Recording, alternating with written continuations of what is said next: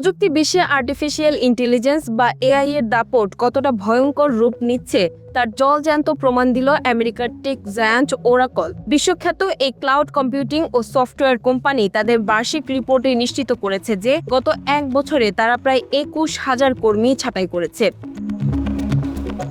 ওরাকলের official report অনুযায়ী এটি তাদের মোট জনবলের প্রায় ১৩%। ২০২৫ সালেও যেখানে কোম্পানিতে ১,৬২,০০০ ফুল টাইম কর্মী কাজ করতেন, ২০২৬ সালের মে মাসের শেষে এসে সেই সংখ্যা দাঁড়িয়েছে মাত্র ১,৪১,০০০-এ।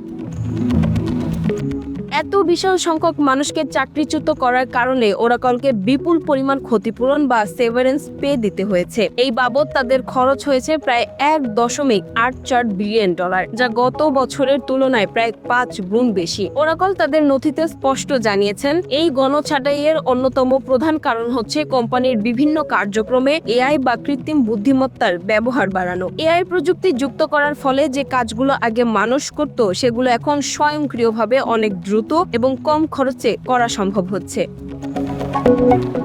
তবে শুধু এআই একমাত্র কারণ নয়। ওরাকল বর্তমানে ওপেন এআই এবং মেটার মতো বড় বড় কোম্পানির জন্য বিশাল সব এআই ডেটা সেন্টার তৈরি করছে। অ্যামাজন ও মাইক্রোসফটের মতো টেক জায়ান্টদের সাথে টেক্কা দিতে ওরাকলকে এই প্রজেক্টগুলোতে বিলিয়ন ডলার বিনিয়োগ করতে হচ্ছে। আর এই বিশাল ফান্ডের টাকা জোগাড় করতে তারা মূলত কর্মী ছাঁটাইয়ের মাধ্যমে তাদের শ্রম বাজারের খরচ কমানোর পথ বেছে নিয়েছে।